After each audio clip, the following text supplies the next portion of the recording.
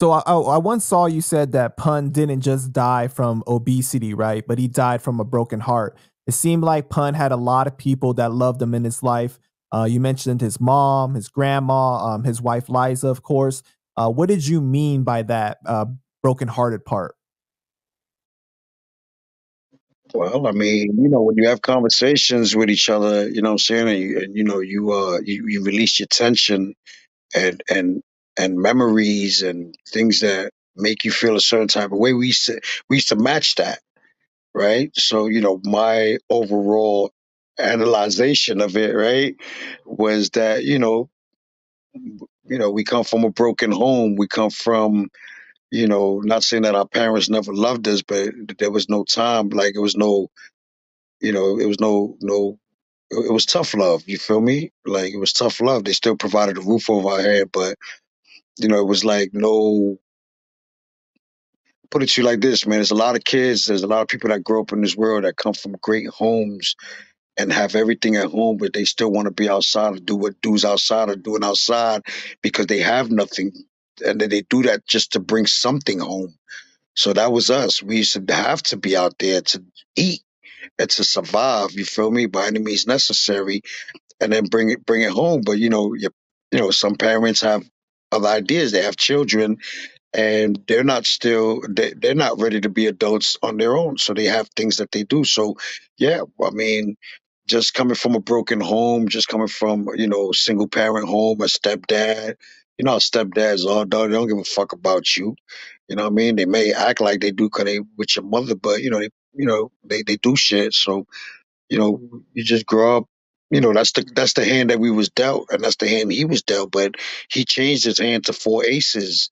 So that's why I love him, bro. Because you know what, he inspired me to live for something. You know what I mean? And he continues to inspire me to live. But he loved his mom. His mom loved him. His grandma adored him. His sisters adore him. The family, the us adore him. His fans adore him. So that's the love that he got from all of those other people. He wanted it from his family, but it was impossible because I'm not saying it was all one sided. It takes both sides to balance the beam. You know?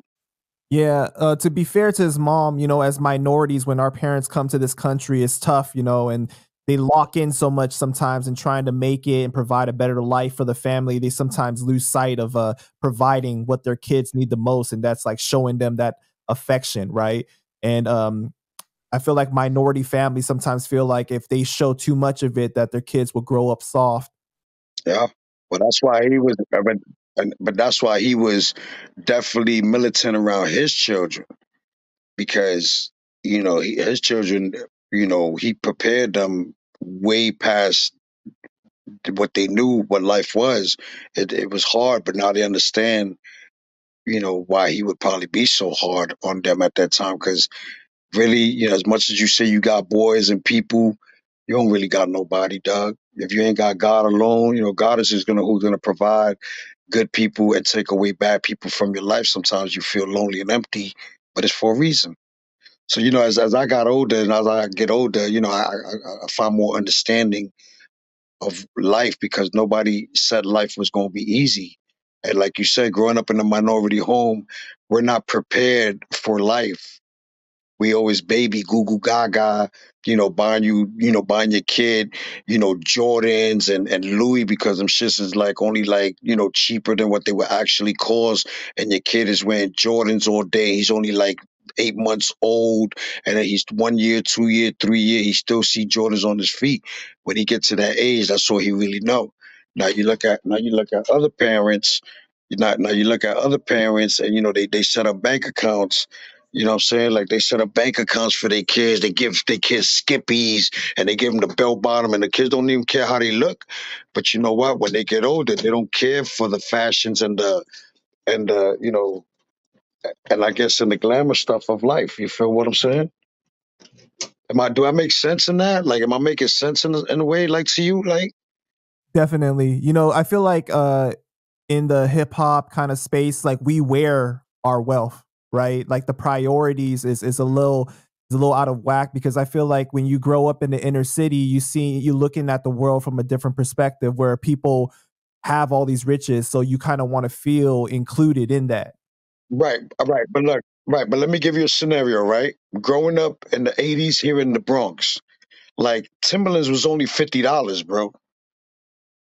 Rappers made Timberlands 160, $260.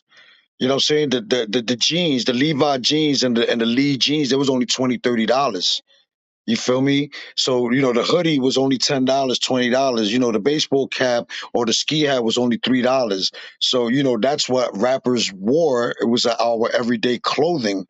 Now, what happens? The capitalists, they see the capitalism off of it and how to capitalize off of us all the time. So they're like, oh shit, you know what? Now that's a necessity. You know what I'm saying? Like it's on demand. So what happens when something is on demand? You raise the price, right? So the same Timberlands and all of that, like, bro, people wasn't trying to wear, Louis and Gucci and all that because that wasn't the style of hip hop. Later on, Biggie, God bless his soul, and Puffy, they made it into that fashion. Like, Biggie was a big boy, so you had to throw him in something nice. Pun 2 was a big boy. You had to throw him in something nice. You feel me? So now you get your Taylors, and then they throw the Gucci splash on it or the Louis splash on it. Like Dapper Dan was the first one before even Gucci and Lago and all them dudes. Dapper Dan was doing that, cutting from them. Nobody was buying none of that. See, people need to know the origin of hip hop out there in the West Coast, bro. Dudes were still wearing bell bottoms and the, you know what I'm saying? Out there, y'all had it different. Y'all wasn't wearing Timberlands, y'all was wearing Converse. Them shits was only $16. Them shits was only $16, bro. Try to buy a pair of Converse right now. How much they gonna hit you for? Yeah, it's crazy. You see what I'm saying, Dougie? Even those skateboarding sneakers, what they call that everybody wearing now? Uh, What's the name of them skateboarding sneakers that they got the upside down? Say again? the Vans, or which one are you talking about? Correct, correct. The Vans. Niggas wasn't wearing those, bro. So fashion hip hop has helped, elevate everybody's pocket. Right, for sure. And it still keeps us pioneers alive because when you look at people like us, even though I'm not in the industry light no more, but I'm in the streets, and the streets is in the street. So you just gotta change the Y and put some E's on that shit and a T and a T and an S. You know what I mean? But it's all love, bro. Listen, man. It's all. I'm not even, but I do want to talk about things absolutely with you. It's a conversation, and it's a pleasure to meet you too. And I hope you much success. I hope you blow the fuck up, bro. I really do, because everybody deserves it. I've seen it. I've been to the mountaintop and back and up and down and up and down. It's all good.